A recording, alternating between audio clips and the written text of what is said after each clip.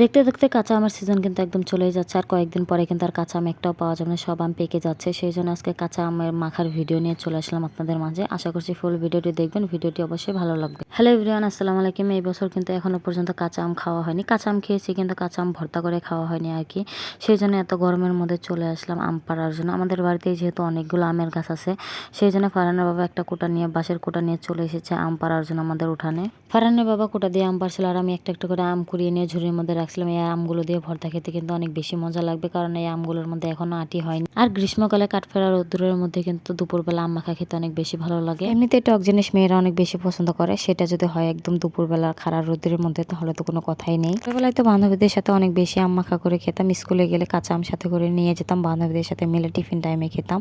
সেই দিনগুলো তো একদম পুরনো হয়ে গেছে, কিন্তু পুরনো দিনগুলো কিন্তু অনেক বেশি মিস করি। আগের দিনগুলোর কথা মনে করে তার লাভ নেই, কারণ আগের মতো আর আম খাওয়া হয় না। ছোটবেলার সাথে সাথে অনেক কিছুই হারিয়ে গেছে। আম খাওয়ার পরিমাণও আগের চেয়ে অনেকটাই কমে গেছে। আগের মতো আর আম খেতে পারি না এখন, সেই জন্য একটু কম কমে খাওয়ার চেষ্টা করি। কিন্তু দুপুরবেলার একটু আম মাখা খেতে প্রায়ই মন চায়। হঠাৎ করে আজকে বানিয়ে ফেলছি। সবগুলো আম নিয়ে আমি বারান্দায় চলে এসেছি। এখন একটা একটা করে আমগুলো সিলে সুন্দর করে ধুয়ে নেব। আমি আর কি কাজ করব, কাজ করতে আসলে আমার বাবাটা সবার আগে এসে কাজ করতে শুরু করে দেয়। দেখেন আমি কাজ করছি, আমার পিছনে এসে দাঁড়িয়ে আছে, আর আমার আগে আগে সেই কাজগুলো করে দিচ্ছে, আম ধোয়া থেকে শুরু করে সবকিছু। এই যে দেখেন, আপনারাই দেখে নেন, আমি কোনো কাজ করতে আসলে সব কাজে আমাকে হেল্প করতে আসে, কিন্তু আমাকে হেল্প করতে পারে না, উল্টা সবগুলো কাজ বাড়িয়ে দিয়ে তারপরে চলে যায়। এক এক করে সবগুলো আমি কিন্তু কাটা শেষ। আর আমি যেহেতু অনেক পরিমাণে কষ ছিল, সেই জন্য এখন এই আমগুলো আমি সুন্দর করে ধুয়ে নিব।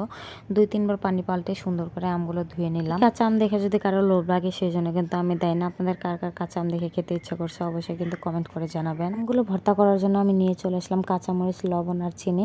আমগুলো তো ধোয়া শেষ করে নিয়ে এসেছি, এখন কুচি কুচি করে আলু ভাজির মতো আমগুলো কেটে নিব। আচ্ছা, আপনারা কে কিভাবে আম মাখা করে খান আমাকে অবশ্যই কমেন্ট করে জানাবেন, তাহলে আমিও সেভাবে খাওয়ার চেষ্টা করব। এখানে আমি আমগুলো কুচি কুচি করে কেটে নিয়েছিলাম, কিন্তু ফারহানের বাবার একদমই পছন্দ হচ্ছিল না। ফারহানের বাবা বলছিল আমগুলো একটু বড় বড় করে কেটে তারপর মাখা করার জন্য। এইখানে তো আমার সবগুলো আম কুচি কুচি করে কাটা শেষ হয়েছে। তারপর কাঁচামরিচও কুচি কুচি করে কেটে নিলাম, আর তারপর দিয়ে দিচ্ছি লবণ, চিনি আর মরিচের কুচিগুলো আমের মধ্যে দিয়ে দিলাম, দিয়ে সুন্দর করে কচলে মাখিয়ে নিব। মরিচ একটু বেশি সময় হাতালেই কেন জানি আমার অনেক বেশি পরিমাণে হাত জ্বলা শুরু করে, সেই জন্য অল্প একটু মাখিয়ে ফারহানের বাবাকে দিয়ে দিলাম মাখানোর জন্য। ফারহানের বাবা এখন আমগুলো ভালো করে সুন্দর মাখিয়ে দিবে, আর তারপর আমরা সবাই মিলে একসাথে খাবো। ফারহানের বাবা তো অনেক সুন্দর করে আমগুলো মাখিয়ে দিল, এখন আমরা সবাই মিলে খাবো একটু একটু করে। দেখেন আম মাখাগুলো আমি খাচ্ছি, খেতে কিন্তু অনেক বেশি মজা হয়েছিল, কিন্তু হালকা টক টক লাগছিল, সেই জন্য আরো বেশি ভালো লাগছে। টক মিষ্টি আর ঝালের কম্বিনেশনে কিন্তু আম মাখাটা অনেক বেশি ভালো লাগছিল খেতে। আর আমরা আম মাখা খাচ্ছিলাম, একটু পরে দেখি আমার মাও বাসায় চলে এসেছে। আমার মা যেহেতু বাড়িতে ছিল না, আমার মাকেও বললাম আম মাখা খাওয়ার জন্য। এই রোদের মধ্যে আর গরমের মধ্যে আম মাখা খেতে আমার আম্মুরও অনেক বেশি ভালো লাগে, সেজন্য আমার মাও বসে পড়লো খাওয়ার জন্য। আপনারা একটু বাইরে তাকালেই বুঝতে পারবেন যে কি পরিমাণে রোদ ছিল আজকে বাহিরে।